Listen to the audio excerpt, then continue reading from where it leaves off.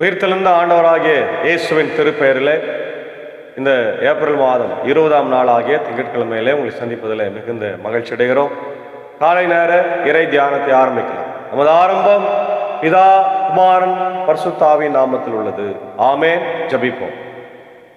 சர்வ வல்லமையும் மிகுந்த இரக்கமும் கிருபை நிறைந்த நல்ல ஆண்டவரே, இந்த காலை வேலைக்காக ஆண்டவரை நான் நன்றி செலுத்துகிறோம். கடந்து போன இரவு முழுவதும் கிருபையாய் எங்களை காத்து வழிநடத்தினீர். நன்றி தகப்பனே. இந்த நாளிலும் உம்முடைய இறை வார்த்தையின் வழியாக இந்த நாளை ஆரம்பிக்கிறோம். இந்த நாளின் இறை செய்தி, பாடல் வேலை, ஜெப வேலையை கர்த்தர் எங்களுக்கு ஆசீர்வதியும்.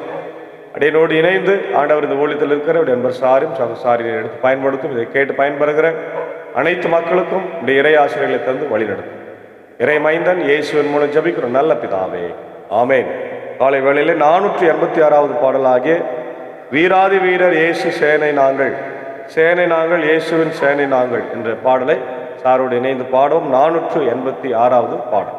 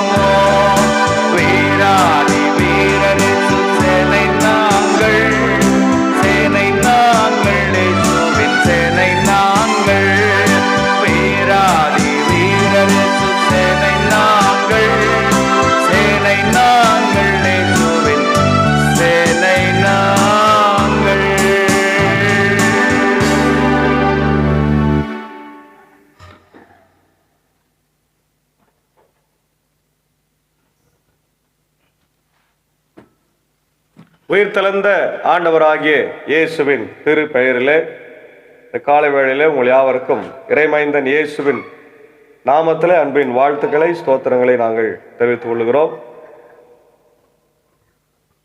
ஏப்ரல் மாதத்தின் 20ஆம் நாளிலே நாம் இருக்கிறோம். கர்த்தருடைய கிருபையினாலே இந்த நாளுக்குரிய தியான பகுதியாக சங்கீதம் 23 நமக்கு மிகவும் பரிச்சயமான ஒரு சங்கீதம். நல்ல ஆயன் தரும் நிறைவான வாழ்வு. நல்ல ஆயன் தரும் நிறைவான வாழ்வு. முதலாவது நான் இந்த சங்கீதத்தை படிக்கிறேன். திருப்பாடல்கள் 23 பொது மொழிபெயர்ப்பிலிருந்து நான் வாசிக்கிறேன். ஆண்டவரே என் ஆயர், எனக்கு ஒன்றும் குறையில்லை, எனக்கு ஏதும் குறையில்லை. பசும்புல் வெளி மீது என்னை அவர் இளைப்பார செய்வார்.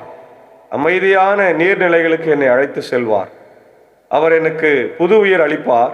தம் பெயருக்கு ஏற்ப என்னை நீதி வழி நடத்துவார். மேலும் சாவின் இருள் சூழ் பள்ளத்தாக்கில் நான் நடக்க நேர்ந்தாலும் நீர் என்னோடு இருப்பதால் எத்தீங்கிற்கும் அஞ்சிடேன். கோலும் நெடுங்கழியும் என்னை தேற்றும். என்னுடைய எதிரிகளின் கண் முன்னே எனக்கு ஒரு விருந்தினை ஏற்பாடு செய்கின்றேன். என் தலையில் நறுமண தைலம் பூசுகின்றேன். எனது பாத்திரம் நிரம்பி வழிகின்றது. உண்மையாகவே என் வாழ்நாள் எல்லாம் அருள் நலமும் பேரன்பும் என்னை புடை சூழ்ந்து வரும். நானும் ஆண்டவரின் இல்லத்திலே நெடுநாள் வாழ்ந்திருப்பேன் என்று சொல்லப்பட்டிருக்கிறது. அன்பானவர்களே, ஒருவேளை பொது மொழிபெயர்ப்பில் ஒரு புதிய வித்தியாசமான வார்த்தைகளாக இருந்தாலும் கர்த்தர் என் மெய்ப்பர், எனக்கு ஒன்றும் குறைவில்லை என்ற அந்த வார்த்தையே நமக்கு திருப்தி தருகிற வார்த்தையாய் இருக்கிறது. இப்போ நல்ல ஆயன் தரும் நிறைவான வாழ்வு. விவிலியத்தில் மிகவும் பிரியமான ஒன்று இந்த சங்கீதம். அனைவருக்கும் பிடித்தமான ஒரு சங்கீதம். அனைவருக்கும் அதிகமாக மனப்பாடமாய் தெரிகிற ஒரு சங்கீதம். அதே போல கிறிஸ்தவர்களுக்கு மட்டுமல்ல, வெளியில் இருக்கிற மக்களுக்கு கூட குட் ஷெப்பர்ட் அப்படின்னும் போது இயேசு என்று தெரியும். அவரை அப்படிதான் நம்ம எல்லாரும் பார்க்கிறோம். தோளின் மேல ஒரு ஆட்டுக்குட்டியை ஒரு மெய்ப்பன் சுமந்து வருகிற படத்தை பார்க்கும் போதெல்லாம் இயேசுதான் அந்த மெய்ப்பன் என்பதை மிக தெளிவாக நாம் புரிந்து கொள்ளுகின்றோம். இது தாவீது ராஜா தன் வாழ்விலே உடைய அனுபவத்தில் இருந்து எழுதியது. கடவுள் ஒரு மெய்ப்பனாகவும் நாம் அவருடைய ஆடுகளாகவும் இருக்கும் உறவை இது அழகாய் விளக்குகிறது. Relationship between the shepherd and the sheep are quote. அதான் நம்ம பார்க்குறோம்.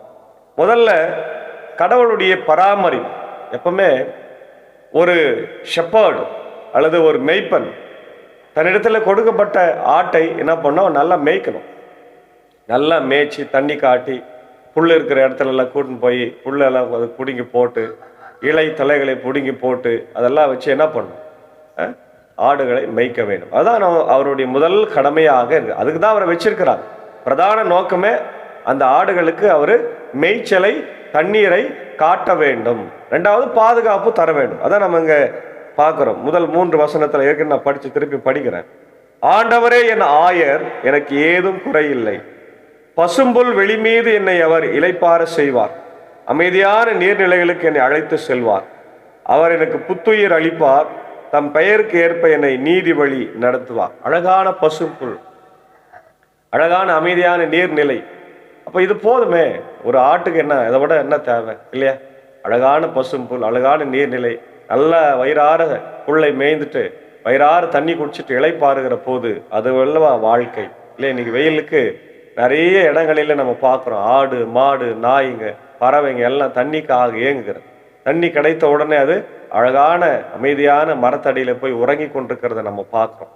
இப்போ எல்லாருக்குமே இந்த வெயிலின் உஷ்ணம் தாக்கம் கடுமையாக இருக்கிறதை நம்ம பார்த்து உணர முடிகின்றதை நம்ம பார்க்க முடிகிறது. இப்போ கடவுள் நம்மை வழிநடத்தும் போது நம்முடைய ஆவிக்குரிய மற்றும் சரீர தேவைகளை அவர் சந்திக்கிறார். இதை போத் நம்ம பிசிக்கலாகவும் எடுத்துக்கலாம், ஸ்பிரிச்சுவலாகவும் எடுத்துக்கலாம். பிசிக்கலாக எடுக்கும்போது ஆண்டவர் என்னுடைய தேவைகள் எல்லாம் சந்திக்கிறாரு இல்லையா? எனக்கு உணவு, தண்ணீர், சாப்பாடு, பாதுகாப்பு எல்லாம் கொடுக்குறாரு. ஆவிக்குரிய வாழ்க்கையில எனக்கு ஆண்டவர் ஆன்மீக மன்னாவாகி அவருடைய வார்த்தையை தருகிறார். அதான் இந்த பசும் புல், இந்த நீர்நிலை என்று சொல்லப்படுகிறது. வேர்ட் ஆஃப் காட், அதனுடைய வார்த்தை. இந்த word of God endures for ever. நேற்று நம்ம பார்த்தோம் 1 பேதுரு 1ஆம் அதிகாரம் 24 - 27 வரைக்கும் பார்க்கும்போது கடவுளுடைய வார்த்தை ஒளிந்து போகாது. வானமும் பூமியும் ஒளிந்து போகுது, புல் உலர்ந்து போகும் இல்லையா? எல்லாம் அழிந்து போகும், கடவுளுடைய வார்த்தை இல்லையா ஒழியாது என்பதை பார்த்து. அதுபோல நம்முடைய வாழ்க்கையில கடவுளுடைய வார்த்தையை நம்ம நன்றாக மேய்ந்து கொள்ளும்படியாக நல்ல மெய்ப்பர்களை ஆண்டவர் நமக்கு தந்திருக்கிறார், சந்திக்கிறார். இப்போ திருப்தி, நான் தாழ்ச்சி அடையேன், கடவுள் நம்மை பச்சை புல்வெளிக்கும் அமர்ந்த தண்ணீர்கள் அண்டைக்கும் நடத்துகிறார். அமர்ந்த தண்ணீர் அப்படின்னும் போது கலங்கி இருக்கிற தண்ணீர் அமைதியா இருக்கும், அது ஆடிட்டே இருக்கும், அதுல கலக்கம் இருக்கும், அது குடிக்கும் போது மண் சேர் எல்லாம் வரும். ஆனா அமைதியா இருக்கிற தண்ணி சுத்தமா இருக்கும் இல்லையா? அழகான தண்ணி, மேல எந்த ஒரு அழுக்கா இருந்தாலும் கொஞ்சமா நம்ம கலக்கிட்டு கொண்டு வரும்போது அது நல்ல தண்ணீராகவே இருக்கும். அப்போ ஆண்டவர் நமக்கு அமர்ந்த புல்வெளியில கொண்டு போய் விட்டு நல்ல தண்ணீரை கொடுக்கிறார். புதுப்பித்தல், அவர் நம்முடைய ஆத்மாவை தேற்றுகிறார். சோர்வுற்ற நேரத்தில் அவர் நமக்கு புதுபலன் தருகிறார் இல்லையா? ஆத்மாவை தேற்றி சோர்வுற்ற நேரத்தில் புதுபலன் தந்திருக்கிறார். நீதியின் பாதை, தம்முடைய நாமத்தின் நிமித்தம் நம்மை சரியான வழியில் நடத்துகிறார். தேவ பிரசன்னம், பயமற்ற வாழ்வு, வாழ்க்கையின் இருண்ட காலங்களிலும் தேவன் நம்மை விட்டு விலகுவதில்லை. அப்போ 4வது வசனம் ரொம்ப முக்கியமான ஒரு வசனம். சாவின் இருள் சூழ் பள்ளத்தாக்கில் நான் நடக்க நேர்ந்தாலும் நீர் என்னோடு இருப்பதால் எத்தீங்கிருக்கும் அஞ்சினேன், உமது கோலும் உமது கடியும் என்னை தேற்றும் என்று சொல்லியிருக்கிற வார்த்தை. இது தாவீது நிறைய நேரங்களில் உங்களுக்கு நான் சொல்லியிருக்கேன், எக்ஸ்பிளைன் பண்ணியிருக்கிறேன். அவர் சவுலுக்கு பயந்து ஓடிக்கொண்டிருக்கிற நேரத்தில் ஒரு பெரிய குழியில் விழுந்துடுறார். அந்த குழி என்னன்னு பார்த்தா, போரில் இறக்குறவங்க எல்லாம் அதில் தூக்கிட்டு போய் போட்டுருவாங்க. அது ஒரு சவக்குழி.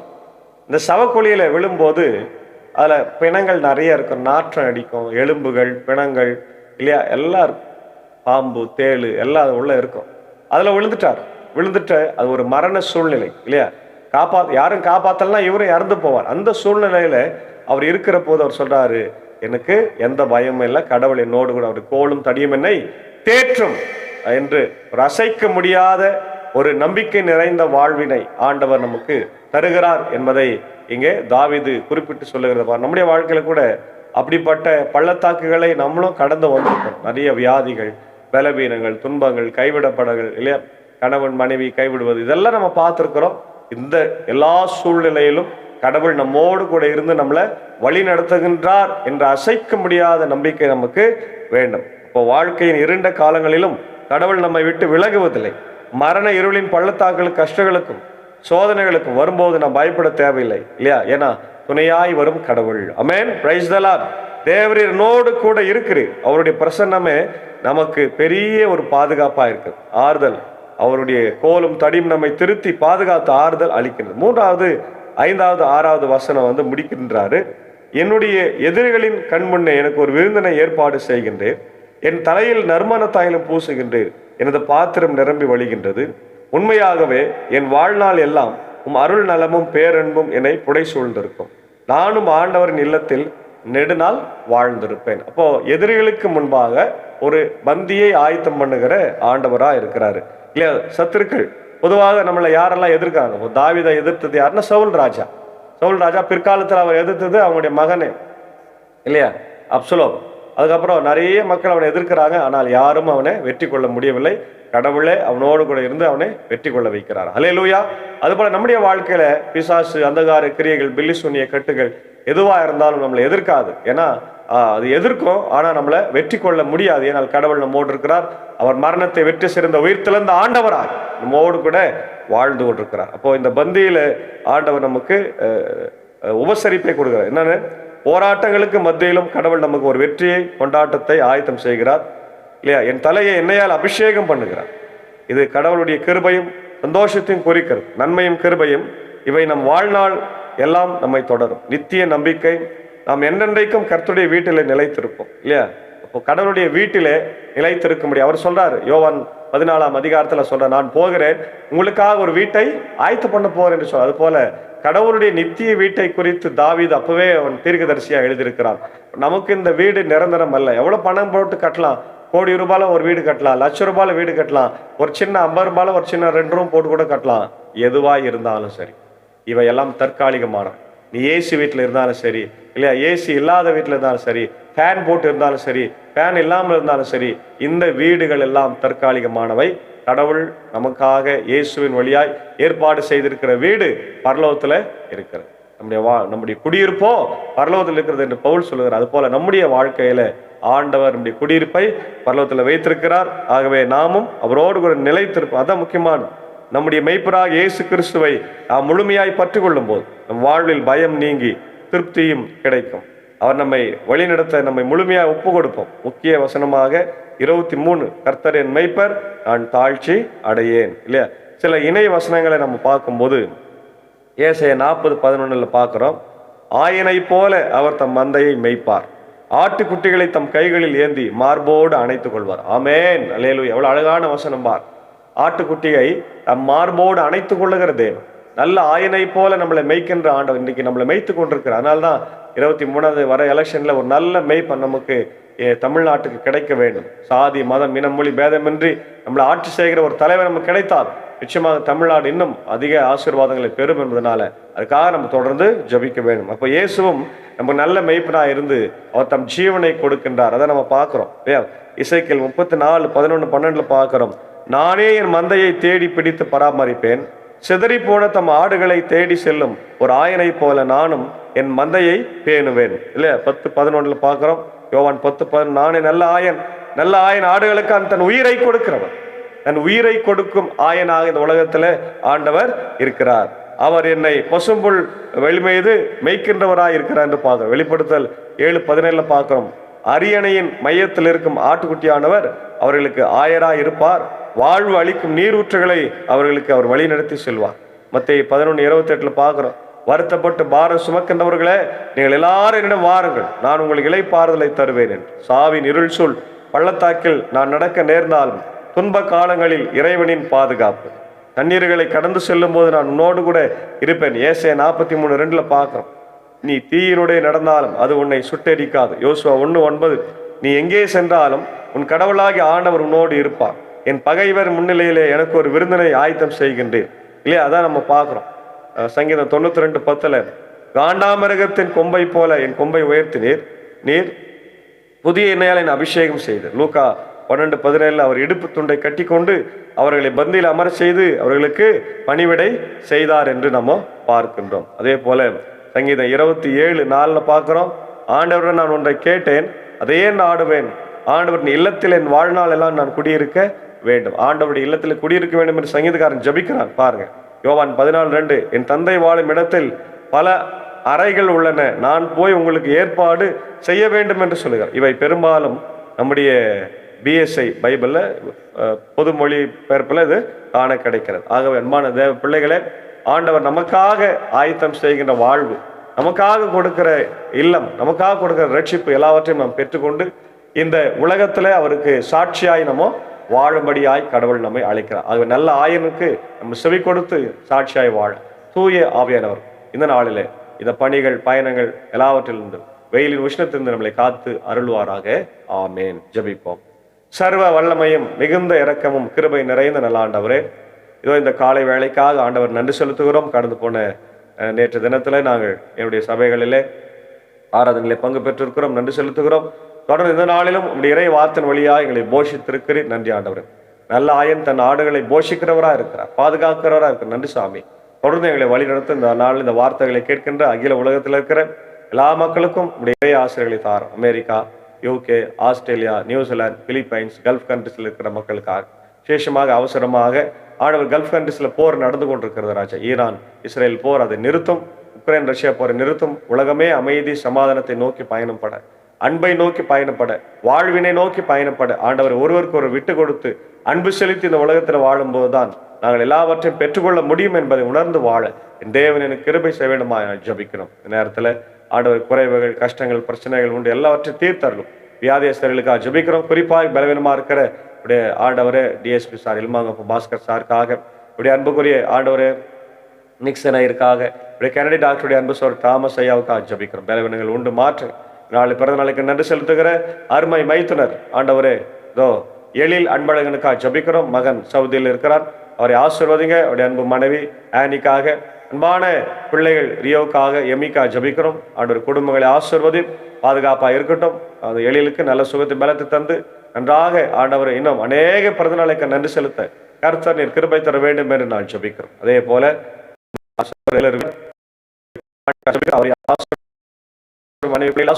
அவருக்கு ஆசீர்வாதம் இருக்கும். அதே போல அன்புக்குரிய ஊழியரும் சகோதரமா இருக்கிற பிரதர் ஜான் சோயலுக்காக ஜபிக்கிறோம். அவருடைய அன்பு மனைவி பிள்ளைகள் ஊழியங்களை ஆசீர்வதியும், பணிகளை ஆசீர்வதியும். அதே போல அன்புக்குரிய அண்ணன் சுதந்திரம் அவர்களுக்காக, அவருடைய அன்பு மனைவி சரண்யா அக்காவுக்காக நான் ஜெபிக்கிறோம். அன்பு சகோதரி ஆசீர்வதிங்க, அவர்களை பலப்படுத்துங்க. அவருடைய அன்பான பிள்ளைகளை, குடும்பங்களை ஆசீர்வாதம் நடத்தி கொண்டிருக்கிற கிரேட் மெடிக்கல் அகாடமி ஆசீர்வதிங்க, பணிகளை ஆசீர்வதிங்க ராஜா. அவளுக்கு தேவையெல்லாம் சந்திங்க. உங்களுடைய கிருபை, உங்களுடைய ஆசீர்வாதம் அவளோடு தங்கி இருக்கட்டும். தொடர்ந்து உடைய கிருபை பிரசன்னம் எங்களோடு கூட இருக்க வேண்டும் என்று நாங்கள் கெஞ்சி மன்றாடுகிறோம். தொடர்ந்து ஆண்டவரே, இந்த காலை நேரத்தில் இப்படி இந்திய தேசத்திற்காக, இப்படி ஜனாதிபதி, பிரதமர், இப்படி முதலமைச்சருக்காக நான் ஜெபிக்கிறோம். ஆண்டவர் தொடர்ந்து நல்ல தலைவரை தேர்ந்தெடுக்க வேண்டுமா ஜெபிக்கிறோம் ராஜா. அமைதி சமாதானத்தை எங்கள் தேசத்தில் ஏற்படுத்தும். எங்களுடைய இந்திய சுவிசேஷ லுத்தரன் திருச்சபை 3 சபை சங்கங்களுக்காக, போதை பிதாக்களுக்காக, ஊழியர்களுக்காக, ஆபர் சபை சங்கத்தில் இருக்கிற 5 சர்க்கிளுக்காக அடியன் ஆண்டவரே இதோ பணியாற்றி வருகிற வாணியம்படி வட்டத்திற்காக ஜெபிக்கிறோம். நேற்று தினத்தில் கூட வாணியம்படி வட்ட பெண்கள் ஆண்டவர் துறையின் சார்பாக ஒரு ஆலோசனை கொடுத்த நடத்த கர்த்தர் கிருபை செய்து தொடர்ந்து பெண்கள் ஊழியத்தையும், ஆண்டவர் குழந்தைகள் ஊழியத்தையும், வாலிபர்கள் ஊழியத்தையும் அடியேன் ஆண்டவரே இந்த வட்ட தலைவராக இருந்து உற்சாகப்படுத்த கர்த்தர் கிருபை தார். தொடர்ந்து அடியன் பணியாற்றுகிற பாபனப்பள்ளி, மின்னூர், வடகரை, மேல் நம்ம திருச்சபைகளை கர்த்தர் ஆசீர்வதிங்க. ஆண்டவரே அடியனுடைய எல்லா ஊழியத்தையும் ஆசீர்வதிக்க வேண்டுமா, பலப்படுத்த வேண்டுமா நான் ஜெபிக்கிறேன். ஊழியத்தில் எங்களோடு இருக்கிற அன்பர் சாரியும், ஏஜாக்காவே, அன்பான பிள்ளைகள், மாத்தார் மரியாதையும், சாக்கு சாரி டீச்சரை ஆசீர்வதி. வெயிலின் உஷ்ணத்தை எங்களுக்கு காத்து அடியின் மனைவி பிள்ளைகளை ஆசீர்வதிக்க வேண்டுமா ஜெபிக்கிறோம். தொடர்ந்து நம்முடைய கிருபை பிரசன்னம் இந்த நாளில் எங்களோடு கூட தங்கியிருந்து இப்படிய பணிகளை, பயணங்களை, ஊழியங்களை ஆசீர்வதி. எங்களுக்காக பாடுபட்டு மரித்து உயிர்த்தெழுந்த ரட்சகராக நல்ல மெய்ப்பனாய் நல்ல ஆயனாய் வாழ்ந்து கொண்டிருக்கிற ஆண்டவராகிய இயேசுவின் மூலம் ஜெபிக்கிற நல்ல பிதாவே, ஆமென். நல்ல மெய்ப்பனாகிய இயேசுவின் கிருபை, பிதாவாகிய கடவுளின் அன்பு, பரிசுத்தாவினை நம் அனைவரோடு தங்கியிருப்பதாக. ஆமென். கர்த்தர் உங்களை ஆசீர்வதிப்பாராக. ஆமென். God plus.